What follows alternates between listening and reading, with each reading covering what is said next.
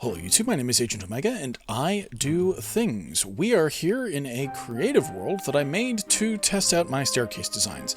And so the thing that I did was, first I realized that I might be going down 10 blocks. So for example, here we have, I think, 146, yes, and down here we have 136.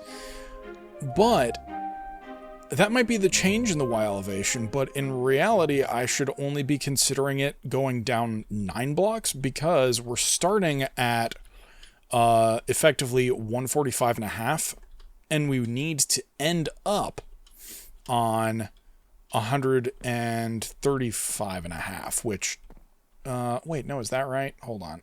Math. 136.5. There we go. Yes. 145 to 136, both of those at the halfway point. And so what I did was the outside part of the staircase, the external circumference, is, I believe, 25 in length or whatever. So I first mocked out what that slope looks like just linearly. And we also have a 23 in front of it because I try to do, like the outside, the middle, and then the innermost strips. And that, the middle one doesn't really matter, but as you can see on the 25 one, we have, sort of this 2, 1, 2, then 3, 2, 3, 2, 3, 2, all the way down to the bottom. And so, we basically just get this awkward part out of the way up at the top, but then we have a repeating pattern that we can just use down to, the 25th block. And of course, on the inside, we have a tighter turning radius, so the slope ends up being, 5 slab, followed by stair, then 4 slab, then stair, and then 6 slab, something like that. And this ends up being all of the dark oak portion that you see on the staircase below, or not below, in front of us. And I've also built out an elevator, just sort of as a demonstration. It's, the design is probably what I'm going to end up using in the future, but we don't need it right now in survival. Right now, we just need the staircase. But I ended up building this out, and as I found, I didn't really need the middle slope of the 3, which I think is a 23 descent. And so I basically just built this outside edge. Then I built the interior out of the dark oak, and then I figured out what slopes made sense and which needed just a little bit of massaging. And so that's why we end up with this sort of L into another L, into another L, into single block, and then a whole bunch of L's on the diagonal. And you'll notice that for the most part, this is exactly the same in survival when we switch over to that, except I massaged it just a little bit more there. Like, I think this one I turned into an L by pushing this up a little bit too. So it just is more consistent in the survival world, but we have a couple of repetitions there, and now we are going to go ahead and switch to what we actually have. Now, as you can see, we are in the cave that we were in last episode, and if I take a look at some of the resources that I've gotten so far, we've got a fair amount of stuff. We've got some, iron, we've got a bunch of lapis, we've got a ton of copper, and now we are also getting into uranite, dimensional shards, which I'm actually not sure if it's used for anything other than aesthetics, but the point is we have them. We also have osmium, tin, more tin from a different mod, and nickel and zinc, which are both going to be useful, or all of that's going to be useful, I'm reasonably sure. So we've gotten a fair amount of resources. We even have some glow lichen because I had the presence of mind to make some shears out of the iron that we have. And you'll also notice that I do have some tools that are iron, but I am once again trying to avoid using iron tools because originally when I started digging this out, then I was using iron and I churned through those pretty quickly, so I decided I'm going to go back to stone and save the iron just for really important things like getting diamonds and, stuff on lower levels.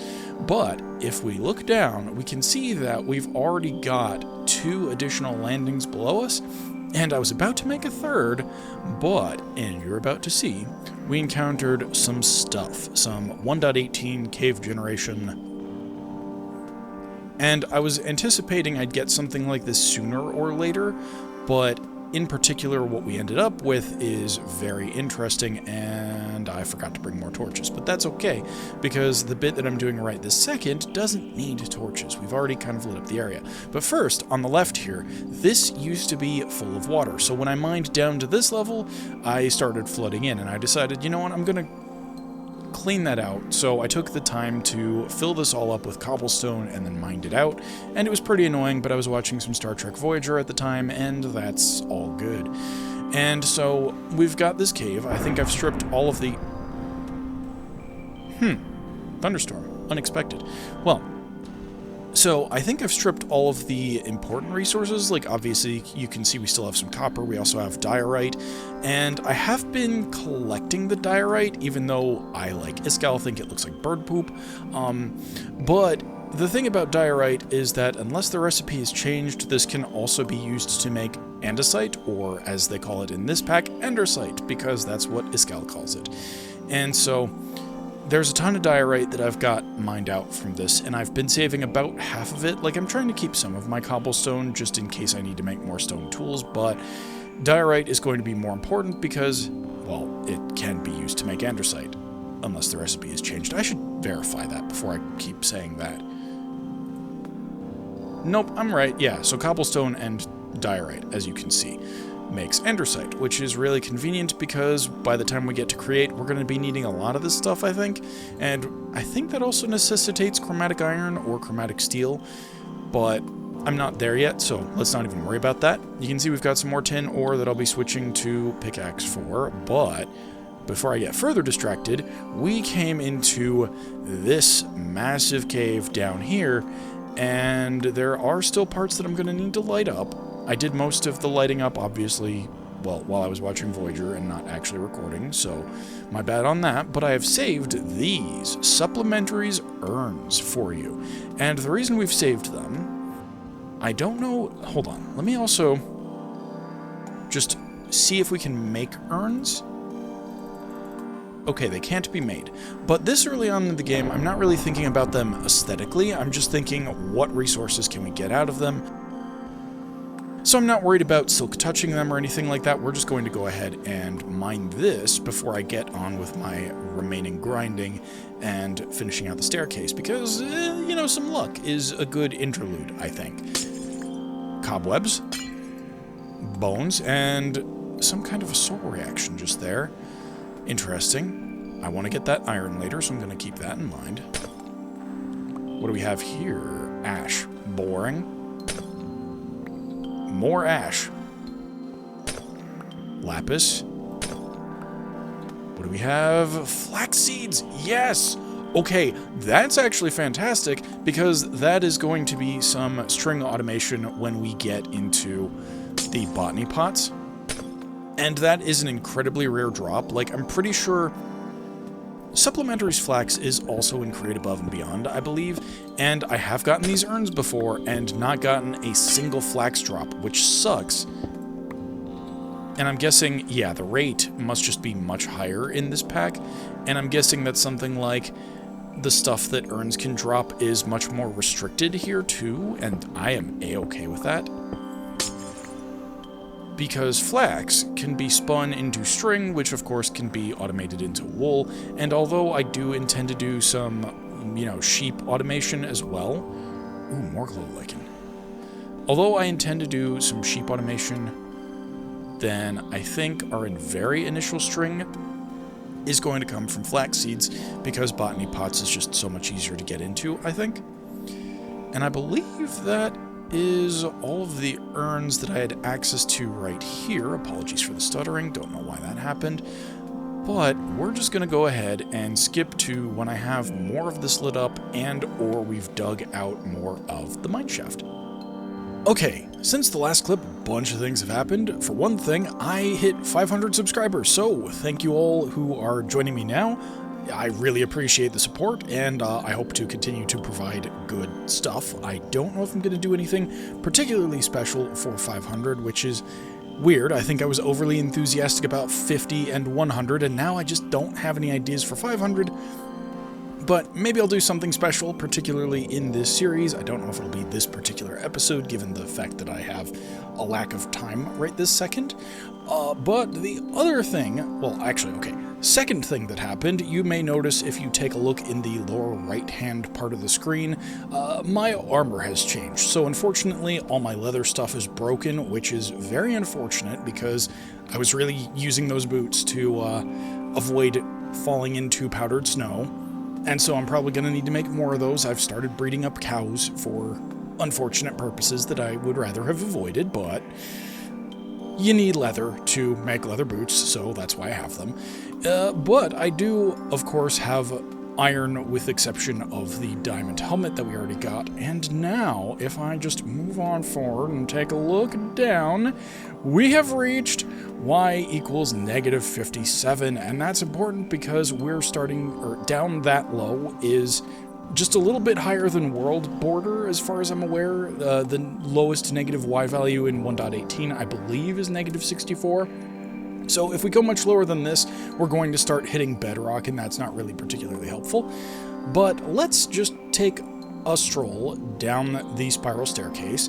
And this took me, I think, just digging this out and already having all the wood and stuff that I needed, it took me a little over 12 hours to dig this out and place it and all that whatnot. So we've already seen this.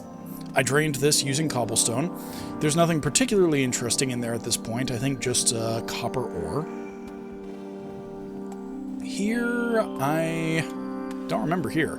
I think this might be another case of, yeah, I just drained out the water. There is some nickel and some tin that we can get and some copper as well.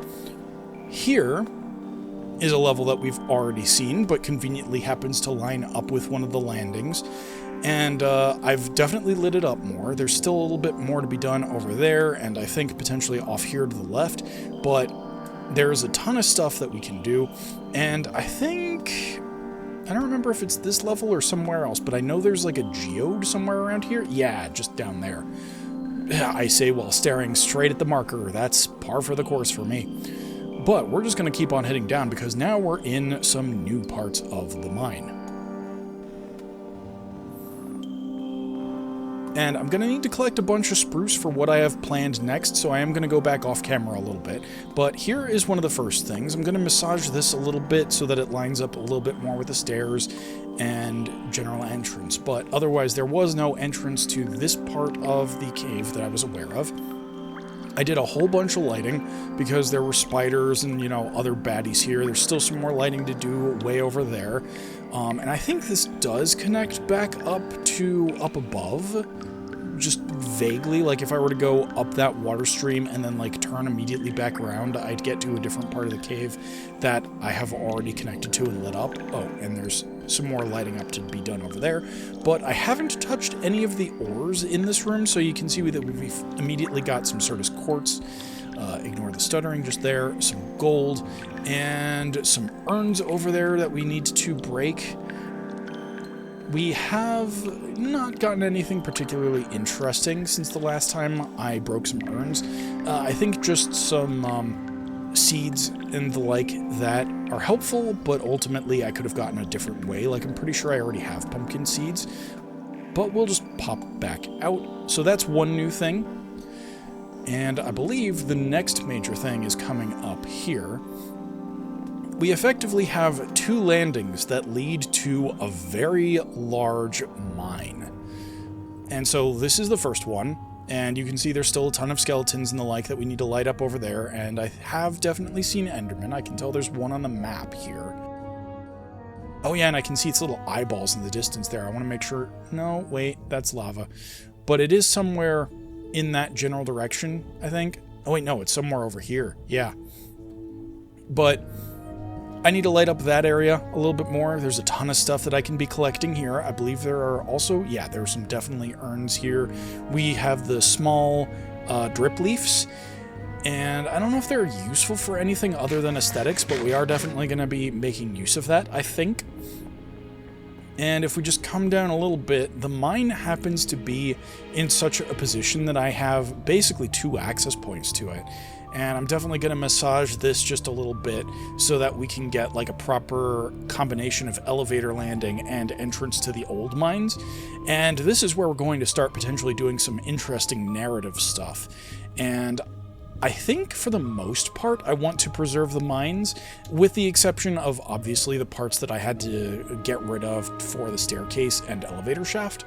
And I might patch that up just a little bit because it doesn't actually interfere with where the elevator is going to be itself. But I think we can have the old mines here and sort of imply that there's more to be found down below. And I think that's a good reason to justify, you know, having the staircase go all the way down to negative 57, which is where I ended up. And then, oh, I've already passed it. Yes. So, negative 47 here, you can see we've started getting some vault stone. I haven't mined any of this because I want to leave the walls of, you know, the shaft pretty much as they are for the most part. There is going to obviously be a little bit of decoration, and I plan on putting in like some spruce or stripped spruce supports on both the edges of the shaft wall here as well as on the inside. And if you hop back to some of the footage where I'm all the way up at the top, you'll see what I'm planning on doing with support beams, and those are going to run the entire length of the shaft. And I think they're going to look really good and also serve as sort of rails for the elevator so that it doesn't like tip over. Now at the bottom, I'm planning on doing something a little different. So because this is 57 and there's only like 7 more Y values down below that we can possibly use, and even then I'm pretty sure bedrock starts spawning like 5 above that, so we potentially only have like 2, maybe 3 things of space that we can go down further. And what I'm thinking of doing down here is I do need to hollow this out a little bit more because I need to at least make room for the redstone contacts. I'm going to do that a little bit later. But what I plan on doing is, because this is the bottom floor, I'm going to extend the entire like radius out just a little bit and make this landing platform just a little bit even bigger. And then I'll probably have mine shafts going out in probably 3 of the 4 cardinal directions, and then, maybe actually just 2 of the 4 cardinal directions, because this one's going to be blocked by the staircase. But then what I want to do, and this is going to be sort of how I want my vault to work, is I want to make it look like there's a mining accident, maybe over in this direction to the south, and we can either sort of imply that either a drill went out of control or there was like a TNT accident, and then I'm planning on building like an ancient temple in here, and I'm going to save that for after I've built the portal. Like, I'm going to build the portal first and then build the temple to sort of frame it. But we're going to imply that there's like this ancient temple down here, and I'm planning on doing it in sort of like warm colors. So we're talking maybe like sort of the beiges of sandstone, some dripstone, and I think there's sunmetal alloy. Yes, so we do have sunmetal pillars here.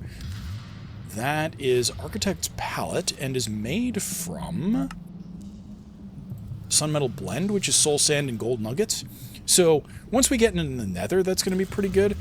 And speaking of the nether, I could potentially also build my nether portal down here. Like, that could potentially be a cool idea. And I think by sort of implying that it's also linked up to the vault, like I was going to do in my multiplayer server, or the one that I usually play on, then I think it's just a good narrative idea, like to keep all the portals in the same place. Like, it's almost implied that this ancient civilization has access to magics to make portals and the like. And I think that's just a really cool touch that's going to accentuate our build and make it really nice. Just adding that extra bit of lore.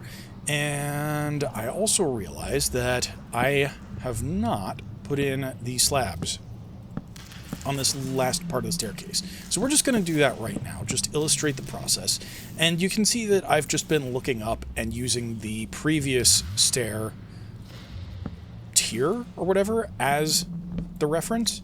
And I think, let me just do this real quick. We can demonstrate the lock rotation? Yeah, we can. All right. So that is how lock rotation works. You basically look in a direction, and then when you place a block down, it'll respect that orientation for the most part. You still can't really place stairs upside down using lock rotation, at least as far as I've seen. But that's, that's also not right. Hold on.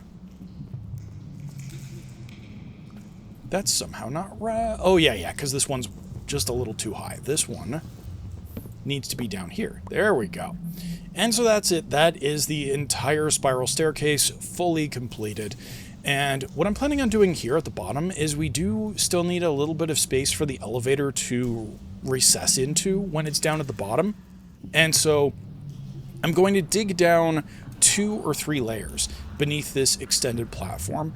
And then I'm planning on using some ladders around the edges to allow us to get into this maintenance area. And then right about here is where we're going to have our redstone contact for the elevator. I mean, obviously I'm treating the deep slate block here as if it doesn't exist, but the redstone contact will be under these dark oak planks when we unlock elevators.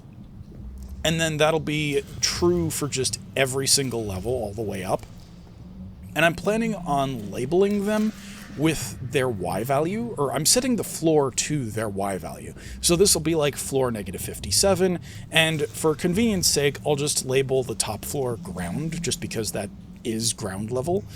And I think that's going to help with elevator organization, and then I can use the sub-labels for like, you know, storage or particular ores that might be found on a given level, and that's what I intended to do with the mines as well.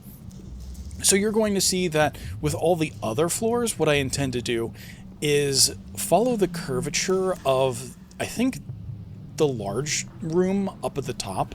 We're just going to dig this back from here, I think. And we're going to go back until we hit the arc that matches the circle all the way up at the top. And then once we get there, we're going to put in, I think, probably a 3 wide by 5 tall, something like that, and then we'll just frame that in. So really it'll actually be like 5 by, probably 5 by 5. Maybe 5 by, well, I'll need to think about that. But we're going to add like my typical mineshaft door or whatever, which is, well, okay, I can't actually demonstrate right now, but theoretically, we're going to see that, or at least an example of that. But I'm basically going to create this log structure, stripped log structure, that will sort of imply that we're using it to hold up all of the earth that we've excavated, or the stuff above the earth that we've excavated, potato, tomato. And so that's what I plan on doing all of the levels except the bottom, which, as I mentioned, is going to have, you know, 2 directions, and then we'll also have the implied mining disaster. Actually, no, we could do 3, because like I said, I'm going to extend this out a little bit, probably, again, to match the top layer or whatever. And so we're probably going to have 3 mine shafts, and then we'll imply that there's a mining accident over in this direction that they weren't like intending to do, but then we've discovered the ancient civilization which has access to the portal.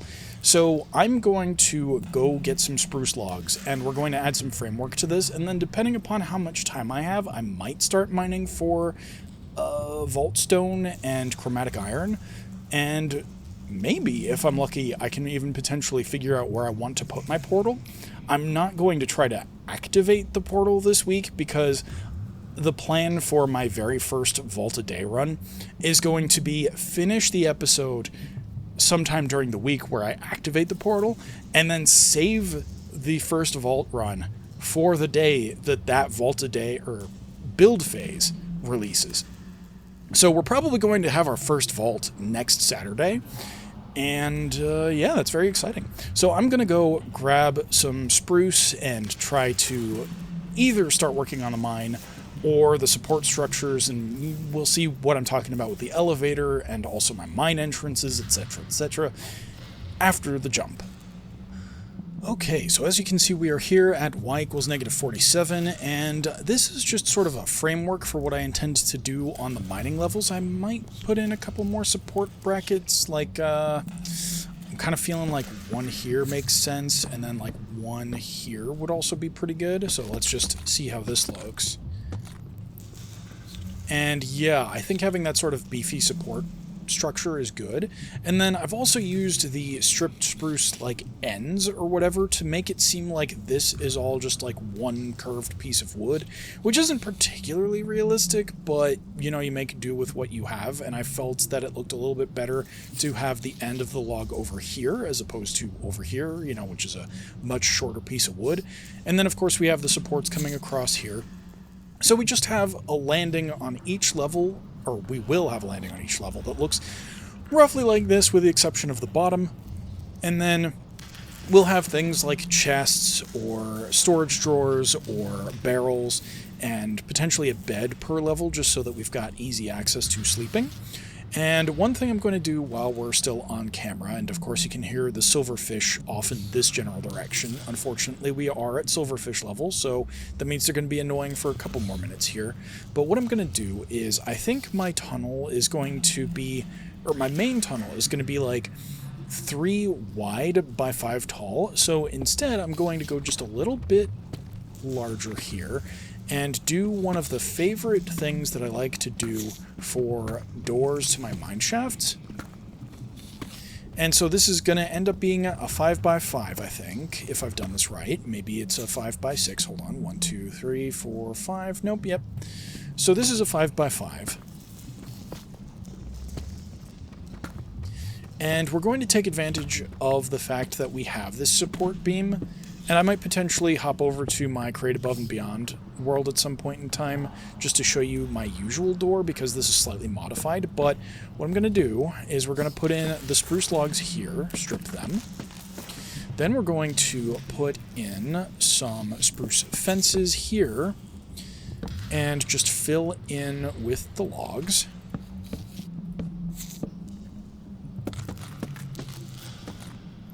And then we're going to put in some trapdoors, and I've accidentally made too many of them.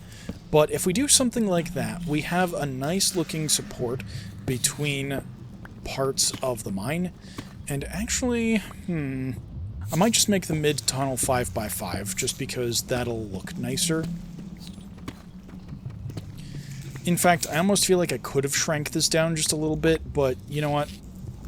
We're going to stick with this because I think in general this will look better in general. And it's a good thing that we did it this way because I'm in need of iron. I switched over to iron pickaxes towards the end just because deep slate is a lot slower to get through, especially with stone. So I definitely am in need of more iron, and I'm going to get that right now because we're about to cover it up. Yes, that's it. And as you can see, we also have some vault stone. We have more than enough, I think, for a portal, but I know we need more vault stone than just this for some of the initial stuff that we're going to need. And I also mentioned that I want to make my vault a little bit lower down, and we are going to do some aesthetic stuff like as part of that. But this is generally what I like my mine entrances to look like. And then I also put torches on both sides just to give it a little bit of light. That means we can remove that one and probably also this one. And I think at some point I'm going to put in some lanterns like hanging from the ceiling. But this mine shaft is just going to stretch back, I don't know, maybe 32 blocks, maybe a little bit more. And then we're going to just branch mine off the sides of these and see what we get. But that'll be done off camera because nobody wants to see a mining montage, well, at least without a good time lapse. And this might be a faster episode. I'm going to start climbing the stairs just because we don't want to have to deal with that. And if we take a look from over here, I think this actually looks pretty good. I might put in another support here. But then the other thing we need to talk about is the rest of the design in general. So as you can see, I'm thinking, oh, right, I hadn't thought about that when I put this one in here. So this design might even change a little bit. But what I'm thinking is on the 2 part of this particular circle, we're going to have spruce running all the way up to the top. And I think we have some spruce at the top signifying that, but I also put in these columns here to to represent that. And that also means that there's going to be spruce like here. And, well, basically we're just going to have, 8 spruce columns on the outside of the circle to act as a support. And then we're also going to have 8 spruce columns on the inside of the circle to act as a support.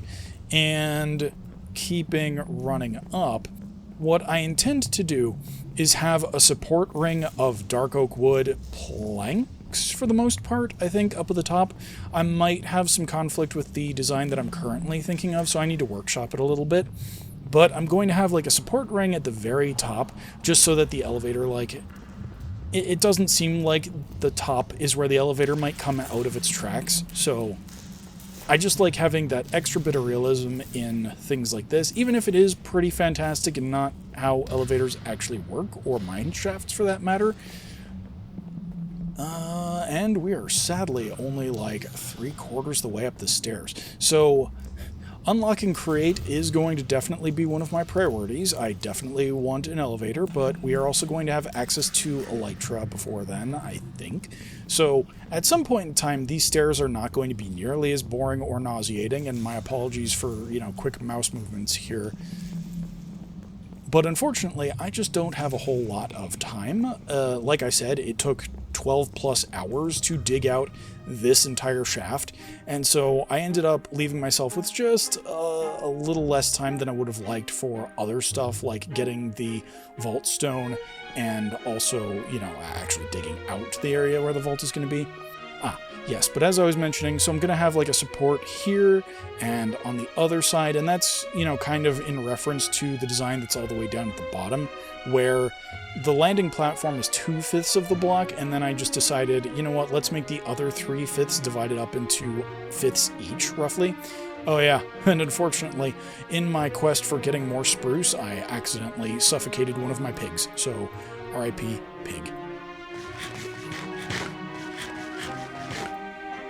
And that is going to do it for today. So, I hope you enjoyed this video. If you did, be sure to like, subscribe, and click that bell to be notified. And as always, I'm looking forward to your feedback in the comments below. And with that, I will catch you on the flip side. Thanks for watching, everybody.